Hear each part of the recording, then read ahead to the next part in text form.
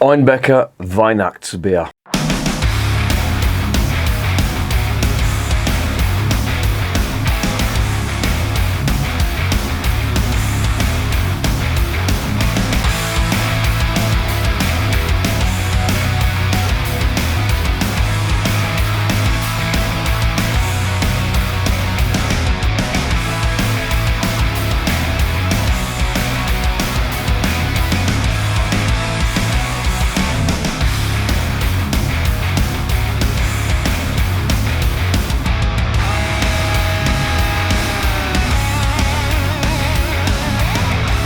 And remember, life is too short to be drinking shitty beer.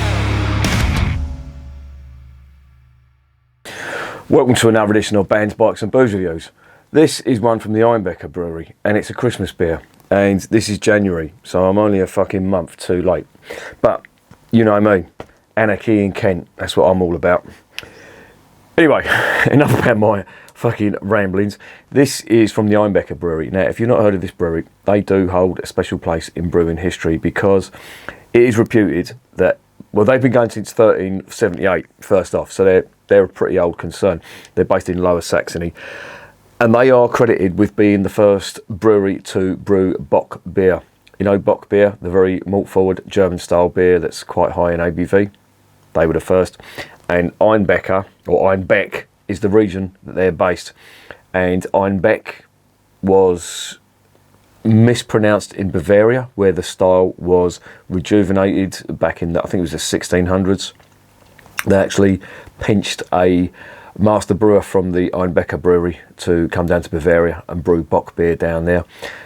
Einbeck, in the Bavarian dialect, they pronounced it Einbock, and Einbock means billy goat, hence the reason you do see on Bock beers, you see billy goats, same with Doppelbocks as well. But this beer isn't a Bock, this is a Christmas beer, so I have no idea what to expect from a German Christmas beer because, well, they call it a Festbier, and it's just an all-encompassing term that doesn't really define a style of beer. Now, the tradition in England, of course, is to have quite malty, well, I say the tradition in England, it was until these fucking idiots started brewing Christmas IPAs and fucking Christmas pale ales and God knows what else, but always the style has been in the barley wine, old ale style in the UK, high ABV, very malty, usually dark and usually very tasty. However, in Germany, I really don't know what to expect.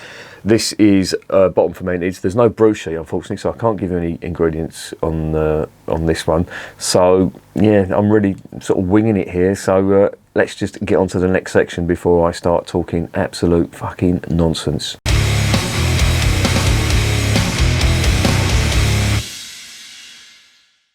Right, this is 5.3%. It's a 330ml bottle. It doesn't really say much. There's some, you know, usual flim-flam about the flavour and the ingredients. I'm just looking on here. Hops, Brauhaus, which is water, and Gerstenmalt, which is malted barley. So yeah, they don't even say that there's yeast in it. Well. As I say, I don't know. I have done a little bit of research on the website, but they're very cagey about it. And I wish brewers would fucking pull their fingers out and just give us the full spiel. There are some fucking geeks out there who would like to know what's going into their beer. However, this lot sadly haven't done it. But there you go.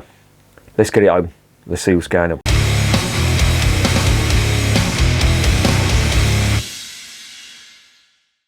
Right. Where's my bottle opener? Right, this bottle opener, I do like it. I've put a link up in one of the. Oh, there you go. There goes the cap. This does have a magnet on it, which is supposed to catch that, but obviously it hasn't.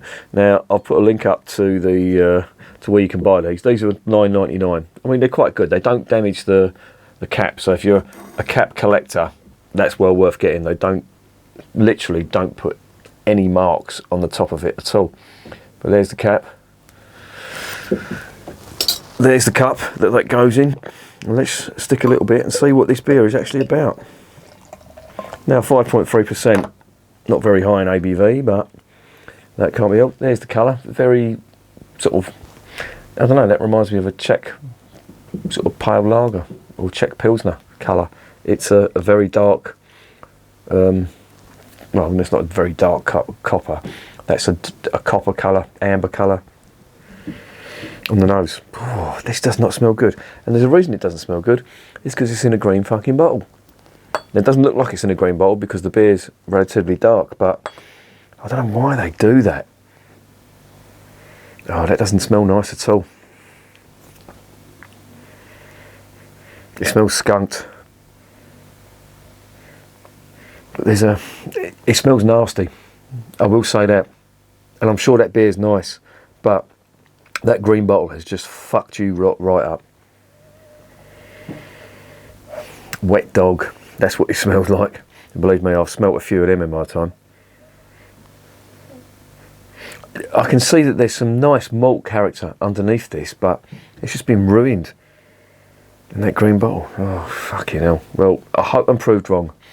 I have, on the rare occasion, been proved wrong when I've had quite a nasty smelling beer and it's turned out to be alright, but I don't know, a green bottle, oh, it boils my fucking piss. If you're going to put stuff in green bottles, just make sure the hops are light resistant, because otherwise you get nasty aromas.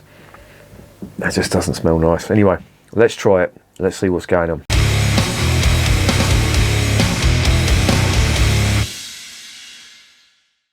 Zum Wohl, as they say in Germany.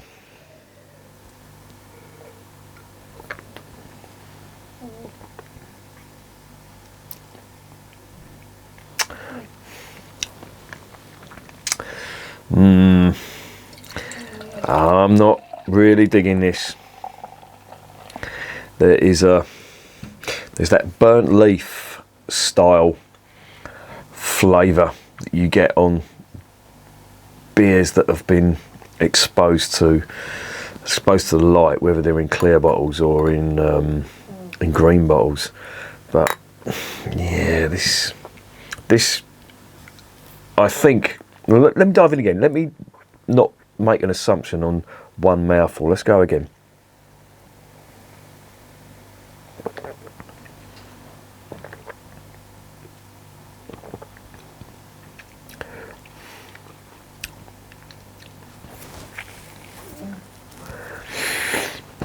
There's a bitterness to it, and if you can envisage the malt that you get in Warsteiner, you know, that type of flavour, it's quite reminiscent of that, but it's got like skunky overtones to it, and I think that green bottle has just ruined what could have been a reasonably good fucking half pint. Damn you.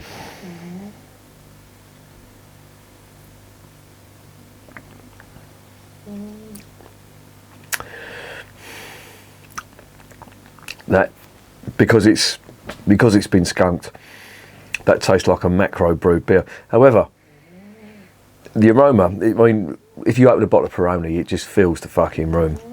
This isn't too bad on that respect. When you get a nostril or a couple of nostrils full of it and you taste it, you get that horrible bitterness, that astringency that you associate with skunked beer, and you get the aroma as well. And this is just a glass full of disappointment at the moment.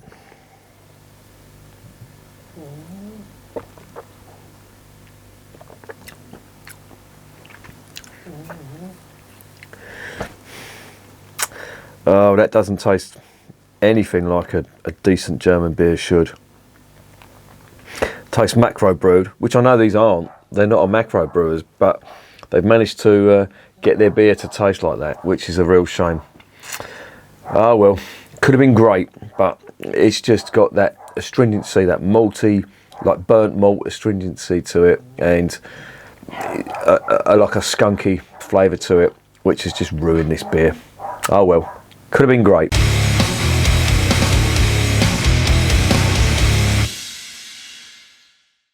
So what's the verdict on Einbecker Weihnachtsbier?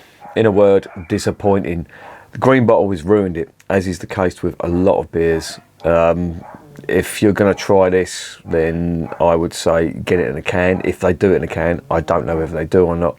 If you see it in a bottle, I'd give it a swerve. And look, I've been disappointed by a few of these Einbecker beers because they insist on putting them in green bottles. There's no need for it, and you've just ruined that. And for that reason, I'm going to give it a 4 out of 10. I know there's a decent beer underneath that, but it's just been ruined. So that's getting a 4, and I'm not going to recommend it unless it's in a can. So there you go. And remember, I'm not drinking this shit, so you don't have to.